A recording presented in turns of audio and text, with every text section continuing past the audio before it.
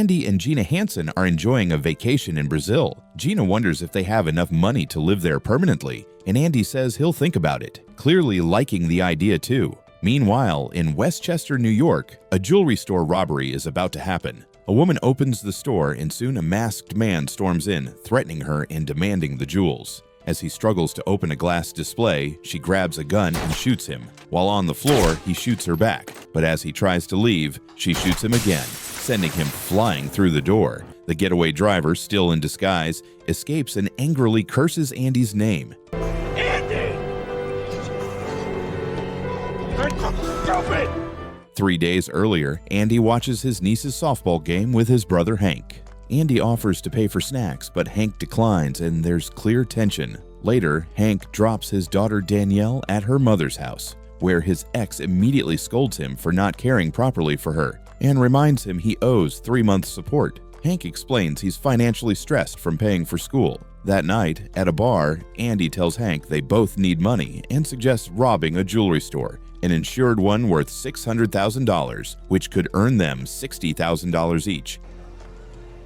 What are you saying? It's worth about 600 grand. If sold on the black market. Andy insists it's safe and victimless, but Hank refuses. Andy pressures him, hinting at family issues and sarcastically bringing up Hank's wife. Later, Hank skips work for his usual Thursday visit, this time to meet Gina, Andy's wife, with whom he's having an affair. Hank wants more from the relationship, but Gina says he should accept what they have since he's drowning in debt. At Danielle's school play, Hank beams with pride. After the show, Danielle asks for $130 for a school trip, and Hank, feeling pressured in front of his family, agrees. Kiss money.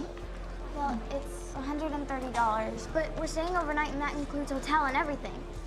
Okay, great, yeah. Later, Hank visits Andy at work and agrees to the robbery. Andy suggests targeting their parents' jewelry store, which shocks Hank. They both know the store well, but Hank doesn't want to rob it. Still, Andy gives him $2,000 in advance. Hank gives $900 to his ex, promising the rest soon. She insults him, and he leaves. Hank then meets Bobby Lasorda and tries to get him to help with the job, offering cash to convince him. On the day of the robbery, Hank rents a car and picks up Bobby, who is late. Yeah, Oh, Bobby, okay, for I'm sorry. Christ's sake, Just Bob, we come gotta on, go. I just gotta throw on some clothes. Only take a second. Shh.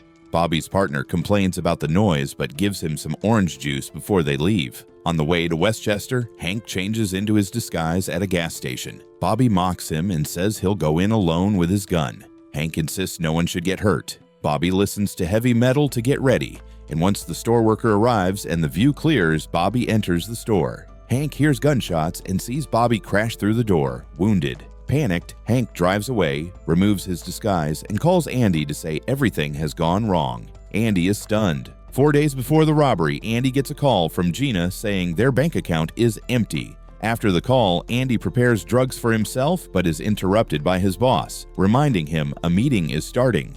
Andy, embarrassed, joins the meeting, where they're told the IRS will begin an audit, starting with payroll, his department. He pretends everything is fine, though he's clearly stressed. Back in his office, he grabs some cash from a lockbox and visits a fancy apartment. A young man with a weapon lets him in and offers him a drink. Andy walks through the place, takes off his shirt, and lies on the bed. The man stores some cash and injects Andy with heroin. As Andy comes to, the man tells him he's going to miss the life he's living. Andy talks to Gina, trying to convince her to move to Brazil. He says he's clever and knows how to handle things. Gina jokes that she's sure he does and mentions that Brazil doesn't have an extradition treaty with the US. When she asks what he's planning, Andy just tells her not to ask questions and to trust him. Gina gets excited. Andy then goes to a shady jeweler in Midtown who buys stolen jewelry. He says he was just checking if the jeweler was still there and promises to return. The story flashes back to when Andy gives Hank $2,000 in advance for the robbery. Hank asks what they'll do, but Andy makes it clear that Hank will be doing it alone. Andy says he's been seen too often at the mall due to a real estate deal, so he can't risk being recognized. He tells Hank to use a toy gun to scare the elderly woman working at their parents' jewelry store, put her in the back, and take the jewels. Hank is unsure, but Andy is persuasive and desperate. Returning to the present, where Hank calls Andy to say everything has gone horribly wrong. At the hospital, Hank is there when Andy and Gina arrive. Andy asks what's going on, and Hank says their dad called him. A nurse tells them that a woman named Annette Hansen was brought in 3 hours earlier with gunshot wounds. They're stunned. Hank finds their father, who says Annette is unconscious. The night before the robbery, Charles talks to Hank and their sister Catherine, who wishes him luck for his driving test and birthday. The next morning, Nanette tells Charles that Doris can't open the shop and she'll go in later. Charles says he'll pick Nanette up after his test. But when he arrives, he sees police outside the store. He stops before reaching her and realizes something terrible has happened. At the hospital, Charles stays by Nanette's side, telling her he loves her. A doctor says there's no brain activity and little hope. Outside, Andy questions why Nanette was working. Charles explains and asks where Hank is. Andy says Hank can't handle seeing her like that. The next day, Charles reads that the robber has been identified. He wonders why someone would travel just to rob their store. Angry and confused, he visits the police station but gets no answers. He later tells Andy he has to make a decision about Nanette's life support. Obsessed with the case, Charles finds out the gun came from Texas and was bought with a fake license. Catherine tells Andy to stop pressuring their dad, but Andy insists it needs to be done. Charles, overwhelmed and desperate, crashes his car into a police vehicle and drives off. He later makes the painful decision to remove Nanette from life support. Hank and Andy are left speechless. At her small funeral and the wake, Hank, full of guilt, walks out. Charles calls him weak. On the day of the robbery, Hank wipes down the rental car and returns it. He tries to explain to Danielle he can't afford her school trip. She gets upset, calls him a failure, and hangs up. That night, Hank drinks heavily and passes out. He's awakened by an angry voicemail from Andy, who is furious that Hank brought Bobby and a gun into the robbery. They meet at a bar where Andy asks about any witnesses. Hank says no one saw them, possibly forgetting or lying about Bobby's wife. He also says the car was cleaned. When Hank gets home, there's a message from the car rental company saying he left personal items behind. He panics. The next day, he goes back, but the manager isn't there. That night at the bar, Bobby's wife Chris shows up with her brother Dex. Dex demands $10,000 for Bobby's death to help Chris and her child. He says he didn't like Bobby, but at least Bobby supported them. Dex threatens to go to the police, but says he'd rather not, and demands the money in 2 days, keeping Hank's license as security. Hank asks his ex-wife for help, but she refuses and just wants what he already owes. That night, Hank thinks about ending his life but doesn't. Later, during the wake, he steps outside, crosses the street, and calls Gina. She coldly tells him now isn't a good time and hangs up. Hank picks up a CD from the rental company and returns to his apartment, where he sees the buzzer glass smashed. Inside, he gets a call from Andy and nervously tells him they're in big trouble.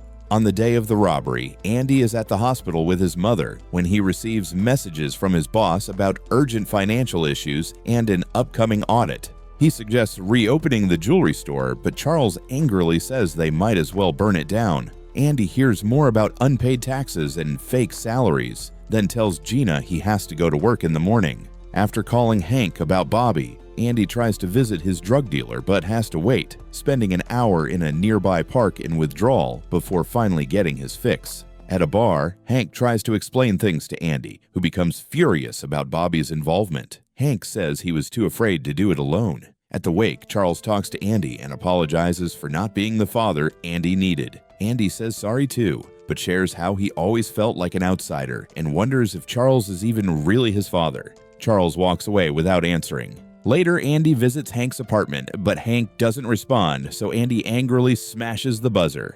Back home, Gina is packing to leave. She says work wants to speak to Andy and tells him their relationship is over. She also admits she's been having an affair with Hank, then walks out.